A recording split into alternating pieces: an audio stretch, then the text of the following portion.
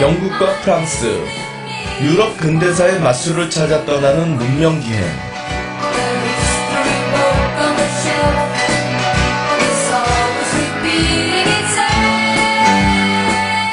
절대왕정과 대혁명, 그리고 나폴레옹이라는 불세출의 영웅을 통해 인류의 진보와 문화를 선도해온 프랑스.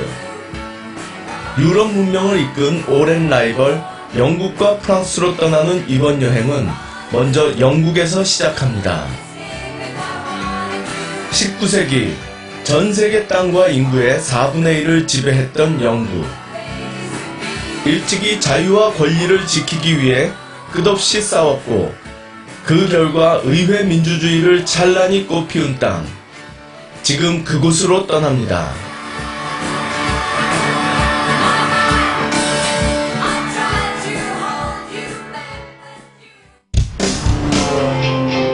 영국은 유럽 대륙 서북쪽에 위치한 섬나라입니다. 이곳에서 의회 민주주의와 자본주의라는 현대사회의 중요한 두 축이 탄생했죠. 해가 지지 않는 대제국을 건설하며 세계 역사의 중심이 됐던 나라 영국. 오늘의 여정은 수도 런던에서 시작합니다.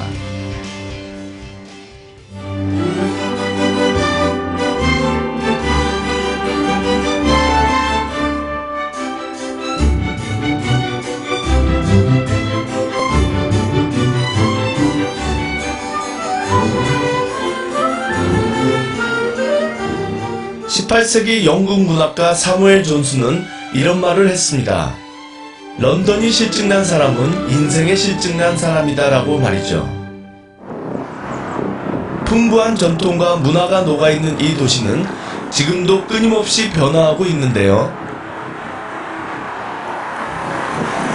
제가 지금 런던의 새로운 명물로 떠오른 런던 아이를 타러 가고 있습니다.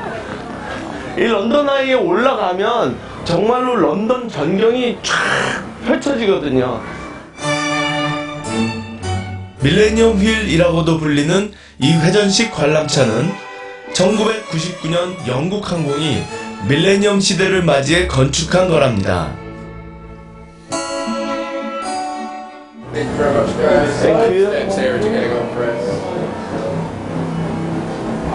와. 이야, 국회의사당이 이렇게 정면에 보이네요. 하늘로 올라가면 또 굉장히 멋있을 것 같습니다.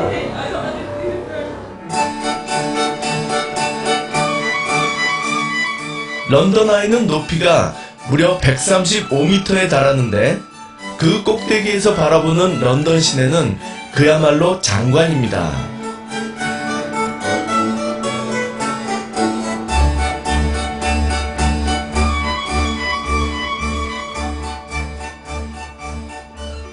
이 런던 아이의 정상에 올라와 보면 왼쪽으로 지금 국회의사당, 버킹엄 궁전, 그리고 이제 시티의 수많은 빌딩들, 이런 것들이 정말 한눈에 다 내려다 보이거든요. 의회 민주주의의 발상지, 그리고 입헌 군주제의 본산, 그리고 이 영국이라는 작은 나라를 세계의 중심으로 만들었던 그 위대한 상인들의 본거지, 그런 것들이 이렇게 한눈에 다 볼 수 있다는 게 정말 이 런던 아이의 장점인 것 같아요. 템즈강을 따라 들어온 로마인에 의해 시작된 런던의 역사.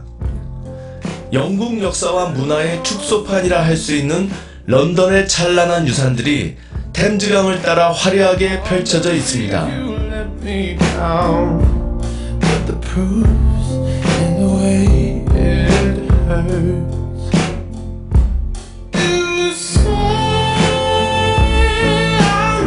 런던 아이는 이런 영국의 보물들을 한눈에 담을 수 있는 런던의 눈이죠.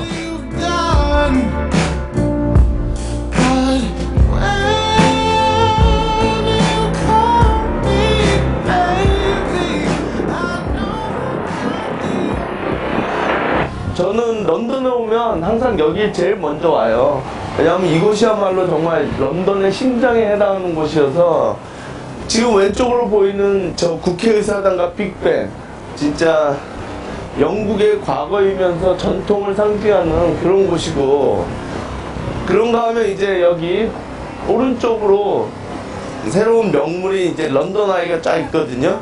런던 아이야말로 어떻게 보면 새로운 어떤 런던, 미래의 런던을 상징하는 또 다른 이제 기념물 같은 거죠. 그래서 이 두 기념물 사이에 둔 이 다리가 정말로 걸을 때 좀 벅찬 그런 감동을 불러일으킵니다.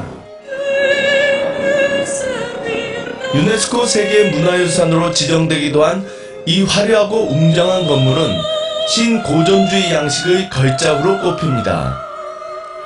원래 웨스트민스터 궁전이 있었던 이곳에 의회가 자리 잡은 건 16세기인데요. 1834년 대화재 이후 오늘날과 같은 의사당 건물이 세워진 거죠.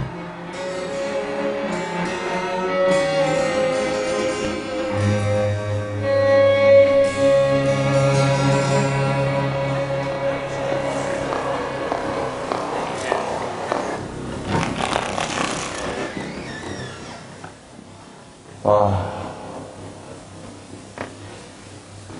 여기가 제가 그토록 와보고 싶어 했던 그 영국의 국회의사당 그 안으로 들어가는 복도입니다. 아, 진짜 장엄하네요.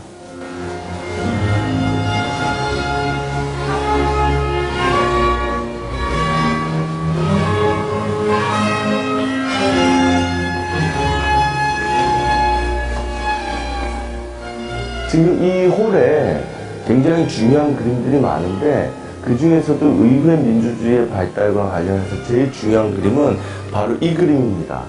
1215년에 당시 영국의 왕이었던 존이 이 폭정을 일삼다가 귀족들과의 싸움에서 져서 마그나 카르타라는 문건에 사인을 하는 바로 그 장면이죠. 우리에게 대헌장이라고 알려진 마그나 카르타는 결국 법에 의한 통치를 뜻하는 거거든요. 법치와 대의제는 이곳에서부터 시작된 거죠. 당시 법 위에 군림하던 왕에게 그 누구도 법 위에 있을 수 없다는 법치주의를 주장함으로써 근대 헌법의 토대가 마련된 겁니다.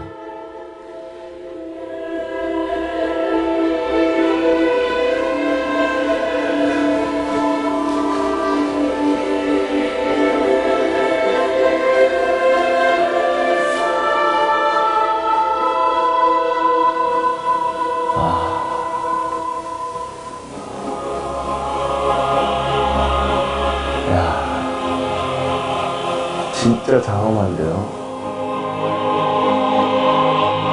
상원과 하원 의원 그리고 유권자들이 만날 수 있는 팔각형의 중앙 로비엔 4개의 문이 있습니다. 각각의 문 위에는 영국을 구성하는 4개의 연방국 웨일즈, 북아일랜드, 스코틀랜드, 잉글랜드를 상징하는 수성인이 그려져 있고요. 그 주변으로는 영국의 왕과 왕비의 조각이 장식되어 있습니다.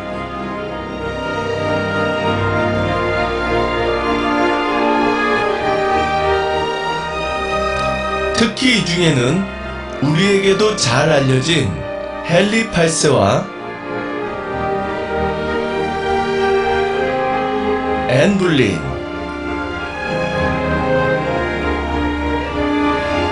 그리고 엘리자베스 1세도 있습니다.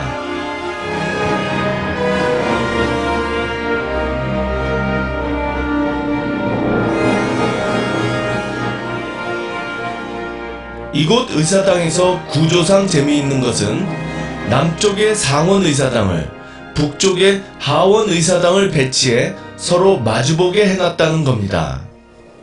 지금 이 국회의사당 안에는 의회 민주주의의 발달 과정과 관련된 수많은 그림, 조각, 동상들이 서 있거든요. 그 중에서 지금 이 상원의원으로 들어가는 복도에는 우리에게 널리 알려진 청교도 혁명과 관련된 그림들이 사방을 장식하고 있습니다. 지금 이쪽에 보이는 이 그림이 당시 잉글랜드 왕이었던 찰스 1세가 자신에게 반대하는 의회 지도자들을 체포하기 위해서 불법적으로 무단으로 의사당 안에 난입한 장면이거든요. 결국 이 사건을 계기로 의회파와 왕당파는 전쟁이란 극단적인 수단으로 부딪히게 되는 거죠. 지금 이 좌우는 그 전쟁의 과정을 잘 설명하고 있습니다. 결국 전쟁은 의회파의 탁월한 리더였던 올리버 크롬웰에 의해서 의회파의 승리로 돌아가게 되고, 올리버 크롬웰은 더 이상 이 나라의 왕은 필요 없다라는 신념하에 찰스 1세를 반역자로 몰아서 처형을 하게 되죠. 지금 이 그림이 찰스 1세의 장례식 장면입니다. 이런 피비린내 나는 전쟁을 통해서 의회 민주주의는 한 단계 성숙하게 됩니다.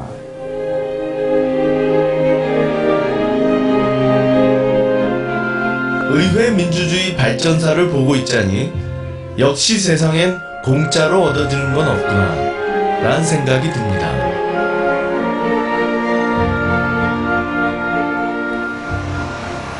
수많은 사람의 열정과 희생의 대가로 세운 영국의 국회의사당,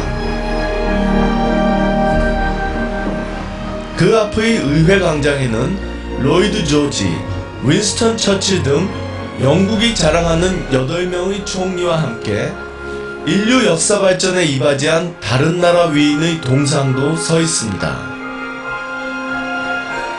바로 에이브리엄 링컨 전 미국 대통령과 넬슨 만델라 전 남아공 대통령입니다. 영국 사람들이 참 대단하면서도 어떻게 보면 뻔뻔스러운 게, 노예무역을 해서 제일 돈을 많이 번 것도 영국이고, 그리고 남아공에 흑백 인종차별을 도입한 것도 영국이거든요. 근데 그거를 폐지한 것도 제일 먼저 한 게 영국이고, 그런 사람들을 데려다가 이렇게 자기들의 의사당 앞에 세워놓고 우리들이 그들의 정신을 계승한다 라고 주장하는 것도 영국인 거예요.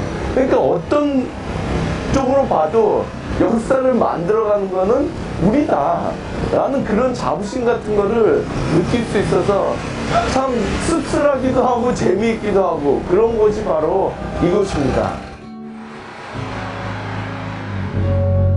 갈등과 대립 속에서 민주주의와 평화를 이끌어낸 만델라. 영국 국회의사당을 품에 안은 듯한 포즈가 아주 인상적입니다.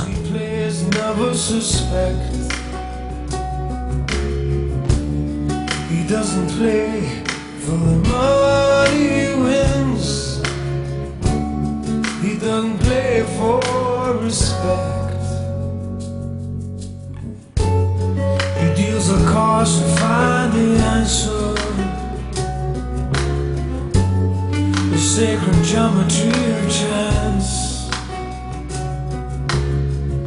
The hidden law of a probable outcome. The numbers need a dance.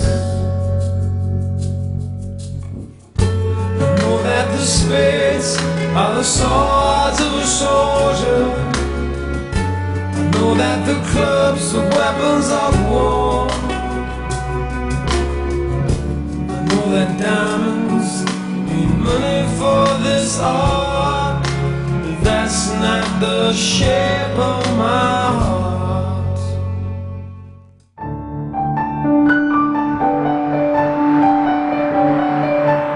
영국 의회 민주주의의 시작을 알린 것이 바로 마그나 카르타, 즉 대헌장이죠. 이 푸른 평원은 그 위대한 탄생이 있었던 곳입니다.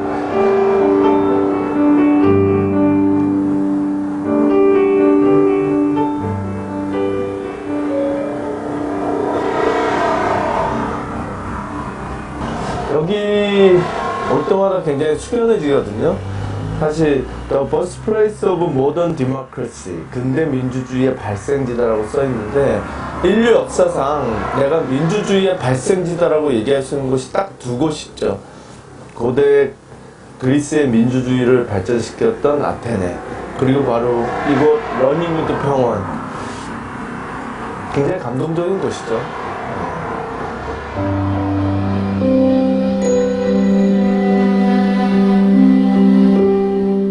사실 마그나 카르타를 승인한 존 왕은 영국 왕 중에서도 가장 인기가 없는 왕입니다. 우리에게 잘 알려진 로빈 훗에도 형의 왕위를 탐내는 동생이자 폭정을 일삼는 왕으로 나오죠. 그런데 아이러니하게도 영국 역사상 가장 무능한 왕으로 불린 존 왕이 세계사에는 큰 족적을 남겼다는 거죠. 우리에게는 대헌장이라고 알려져 있는 마그나 카르타는 지금으로부터 정확하게 800년 전에 1215년 영국의 존 왕의 폭정에 대응해서 영국의 귀족들이 그에게 요구한 하나의 법안, 문건을 얘기합니다. 그 법의 내용은 이런 겁니다. 이제 더 이상 왕은 자의적으로 자기의 뜻에 의해서 왕국을 통치하고 식민들을 억압하지 마라. 이제 왕의 통치는 법에 의해서 이루어져야 된다. 그리고 우리는 그 법을 통해서 우리의 자유를 지켜나가겠다. 결국 근대 민주주의의 가장 중요한 근간은 법에 의한 통치, 법치라는 것을 상징적으로 보여주는 곳이 바로 이 장소고 이 기념물입니다. 총 63개 조항으로 정리된 마그나 카르타는 당시로서는 정말 혁명적인 문건이었습니다.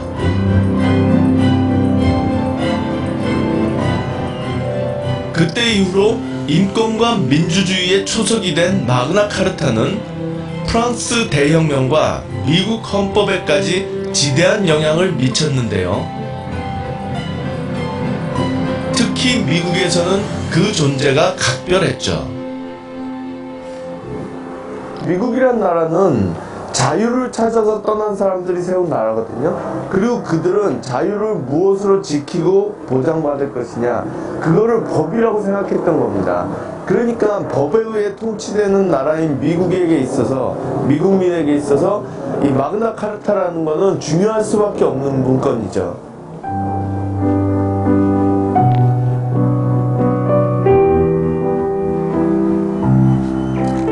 러니미드 평원의 마그나 카르타, 그 속에 담겨진 자유와 정의란 단어를 지금 다시 한번 가슴에 새겨 넣습니다.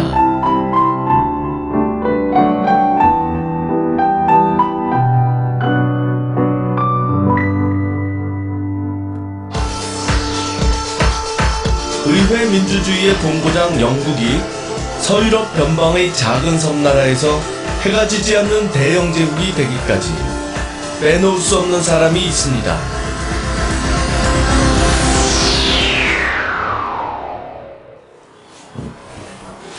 그녀를 만나기 위해 템즈강 남쪽 연안에 위치한 그리니치를 찾았는데요.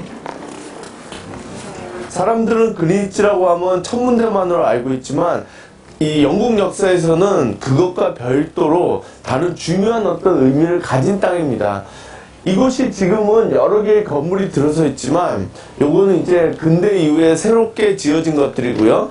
중세에는 튜더 왕조의 궁전이 있었던 터입니다. 그래서 우리한테 참 잘 알려져 있는 엘리자베스 1세, 영국을 강대국으로 만드는데 가장 크게 공헌한 그 위대한 지도자가 이곳에서 태어났죠.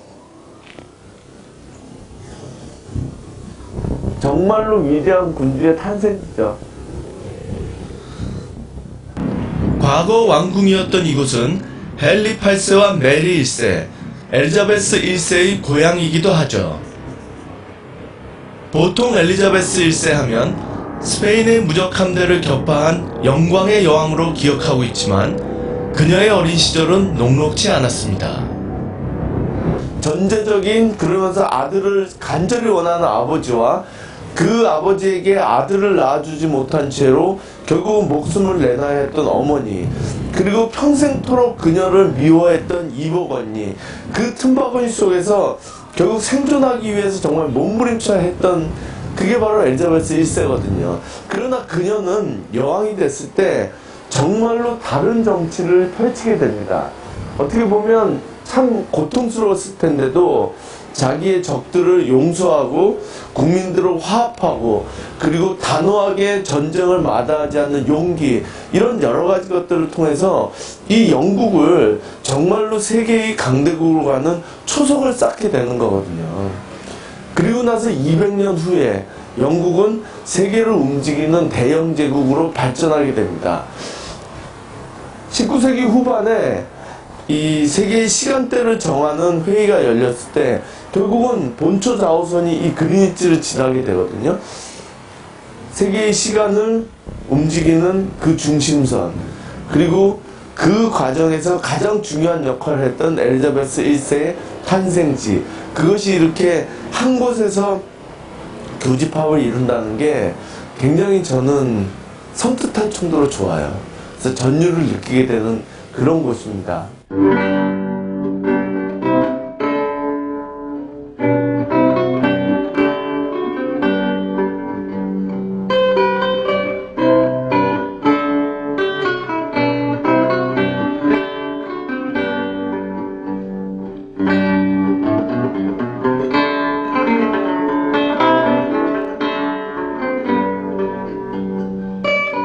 여왕이 태어난 곳에서 1km도 떨어지지 않은 곳에 구천문대가 자리하고 있습니다.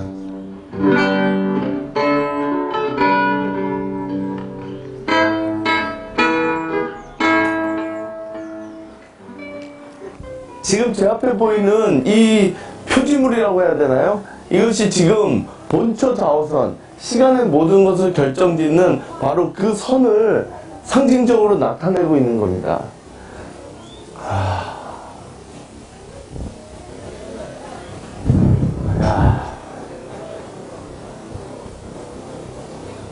제가 지금 두 개의 시간대 중앙에 서 있거든요.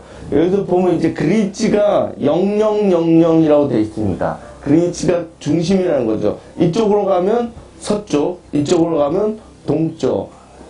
여기 이제 우리 서울도 있네요. 세계의 기준인 그린위치의 본초 좌우선, 지금 그 시간위를 걷고 있습니다.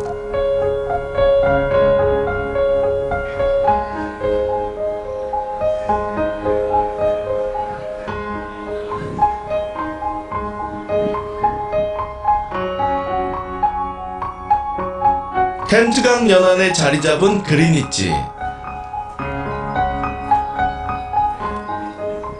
유람선을 타는 것은 런던 여행의 또 다른 즐거움이죠.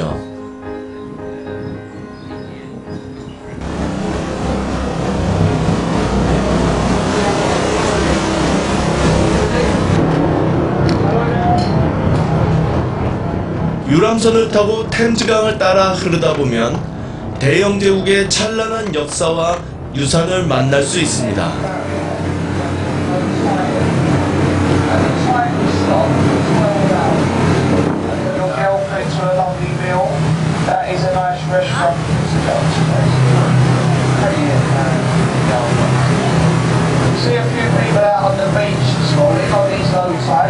유럽에 있는 도시 중에 런던이 다른 도시들하고 굉장히 다른 점 하나가 변화하고 있다는 거예요. 정말로 좋아지고 있고 새로운 건물들, 특히 지금 앞에 있는 이런 건물들 다 요 최근에 이제 들어서고 있는 거거든요.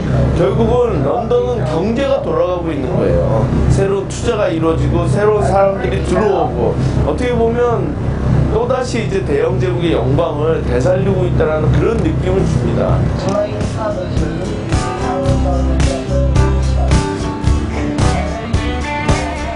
저 멀리 런던 최고의 명물 중 하나인 타워 브릿지가 나타났습니다.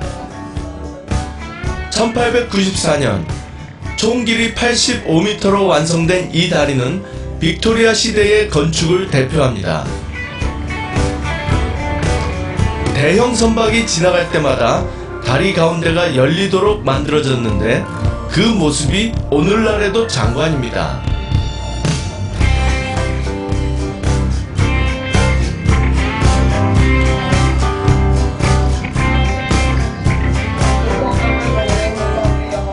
템즈강 연안에 마치 동화 속 성같이 세워져 있는 런던탑. 이 탑에서 영국 역사의 중요한 사건들이 펼쳐졌습니다.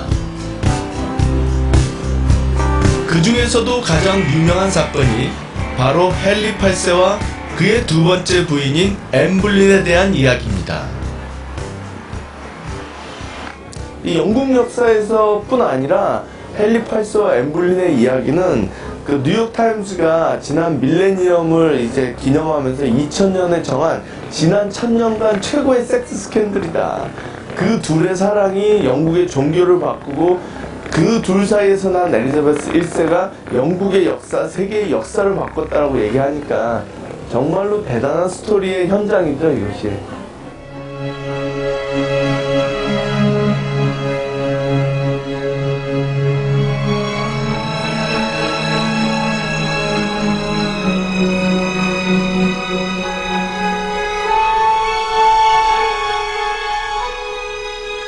한때 악명 높은 감옥이었던 이곳엔 앤 볼린과 엘리자베스 1세 등 4명의 영국 왕비와 여왕이 갇혔었는데요. 그중 앤 볼린은 이곳 탑에 감금된 지 2주 만에 처형됩니다. 앤 볼린과 결혼을 하기 위해 나라의 종교까지 바꾼 헨리 8세지만 그녀가 아들이 아닌 딸을 낳자 그녀를 간통죄로 몰아 런던탑에 가두었던 거죠. 그토록 강렬했던 헨리 8세와 앤 볼린의 사랑도 결국 3년 남짓한 결혼생활로 종지부를 찍으면서 천일의 스캔들로 남게 되는데요. 하지만 앤 볼린이 자신의 죽음으로 지킨 딸 엘리자베스는 그녀의 소망대로 왕위에 올라 영국의 황금시대를 연 여왕이 됩니다. 또 하나의 역사의 아이러니죠.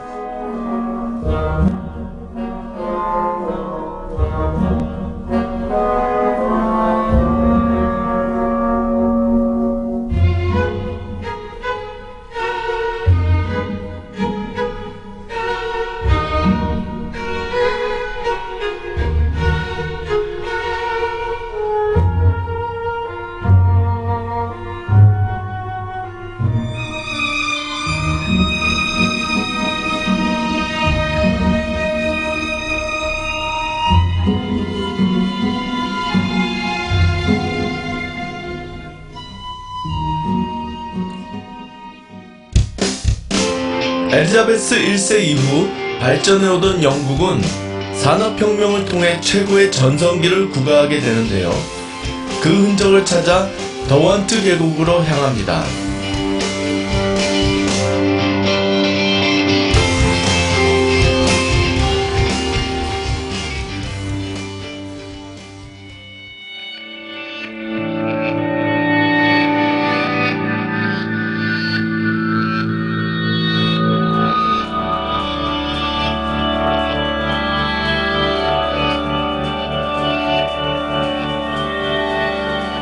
(18세기) 후반 산업혁명의 시기, 대영 제국은 끊임없이 세계로 확장됐고 런던은 국제무역의 중심지로 번영을 이뤘습니다. Lies a hero wrapped in furs fast asleep. Trust in his eye. And in my dream. 이곳이 영국 산업혁명의 요람이라 할 수 있는 더원트 계곡입니다. 17세기 후반 영국은 인도의 목화를 재료로 면직물을 만들어 유럽 전역에 수출하기 시작했습니다. 값싸고 질긴 면직물이 유럽에서 큰 인기를 끌자 영국은 기존의 주력 상품이던 모직물을 제쳐두고 면직물 산업 육성에 주력하게 되죠. 더원트 계곡 일대는 면직물 산업의 메카로 18, 19세기에 근대식 공장이 들어선 곳입니다.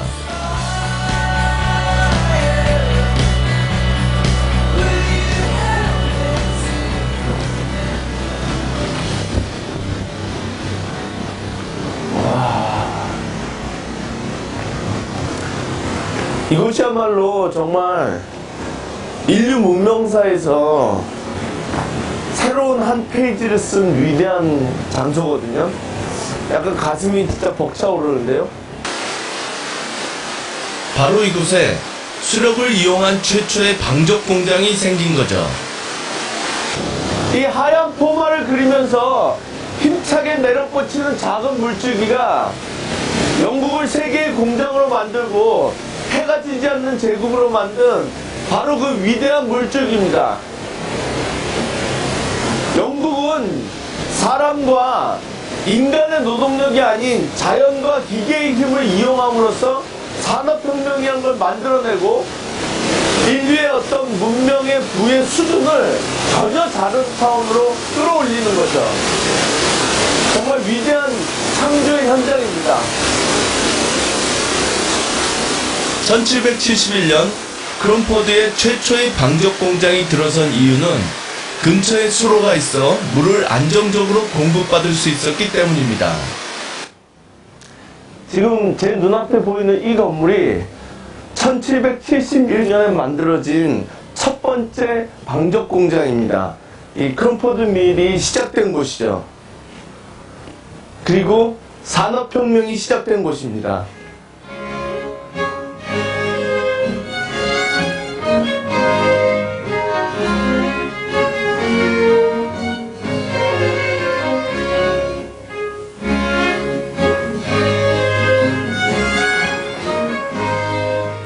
오랜 세월의 풍파로 거의 폐허처럼 변했지만 이곳이야말로 인류의 역사가 새로 쓰였던 역사의 현장이죠.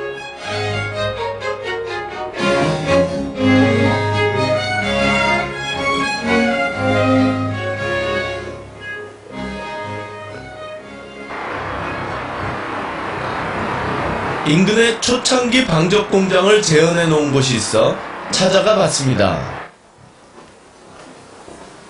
과연 그 옛날 공장의 모습은 어땠을까요?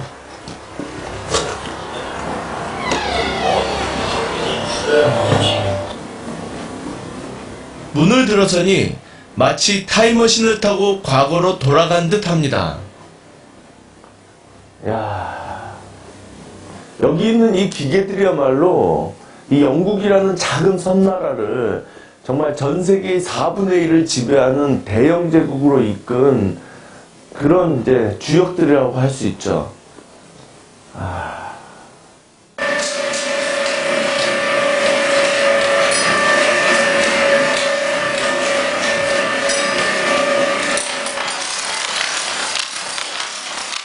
그런데 더 놀라운 건 골동품인 줄 알았던 이 방직기들이 지금도 작동이 된다는 겁니다.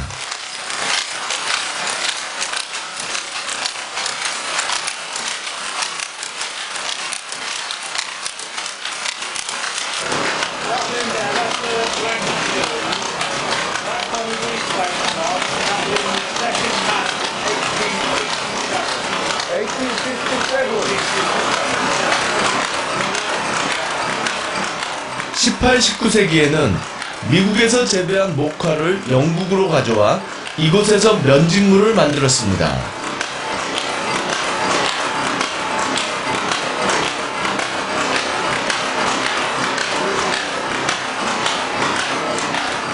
방직기 양쪽 옆에서 CC를 넣는 이 장치는 플라잉 셔틀이라고 하는데, 당시 획기적인 발명품으로 이전보다 훨씬 빠르게 천을 만들 수 있게 됐죠. 와, 정말 감동적인데요?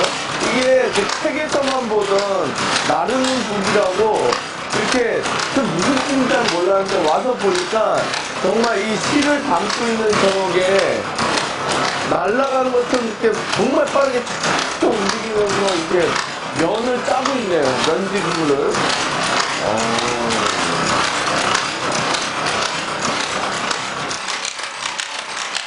이로써 인류는 사람의 손이 아닌 기계로 무엇인가를 만들기 시작한 것이죠.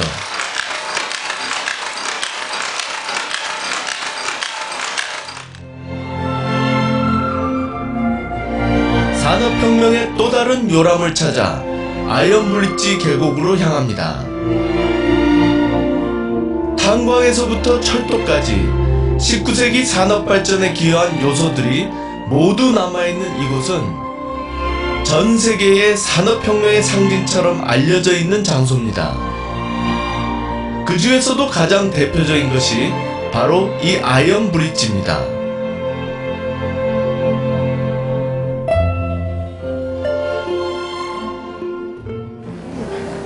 아, 마을이 굉장히 이쁜데요. 마을도 이쁘고 한가한 것도 너무 좋고, 근데 사실 저는 지금 굉장히 감동스러운 그런 느낌을 받고 있거든요. 제가 지금 걷고 있는 이 다리가 인류 역사상 최초로 만들어진 철로 만든 다리입니다.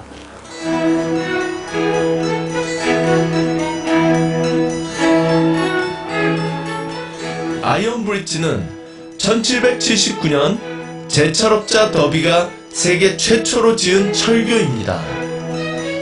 철로 다리를 만든다는 것은 당시로서는 상상할 수 없던 일이었습니다. 이 다리가 완성되면서 철이 건축물의 주 재료로 떠올랐습니다. 이때부터 철의 대량 생산과 본격적인 산업혁명의 시대가 열린 것이죠. 여기 지금 이게 1779년에 만들어졌다는 표식이 있네요. 정말 오래된 거죠. 우리 뭐 영종조 시대에 철로 이런 다리를 만들었다는 거니까.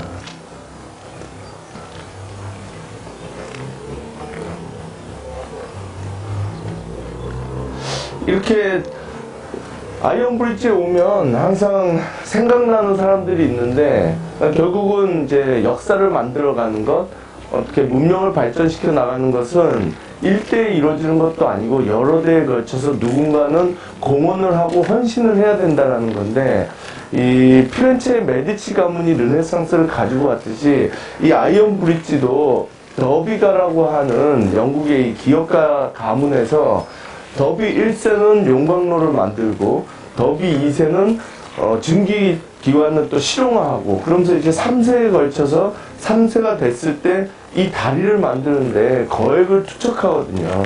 결국 그런 더비가의 헌신이 있었기 때문에 이 작은 아이언 브릿지가 한때 세계의 어떤 중심으로 우뚝 설 수 있었던 것 같아요.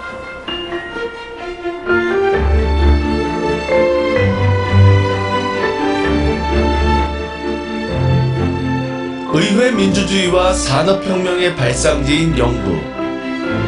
변방의 섬나라가 세상의 중심으로 해가 지지 않는 제국이 될 수 있었던 것은 수많은 사람들의 희생과 헌신이 있었기 때문일 것입니다.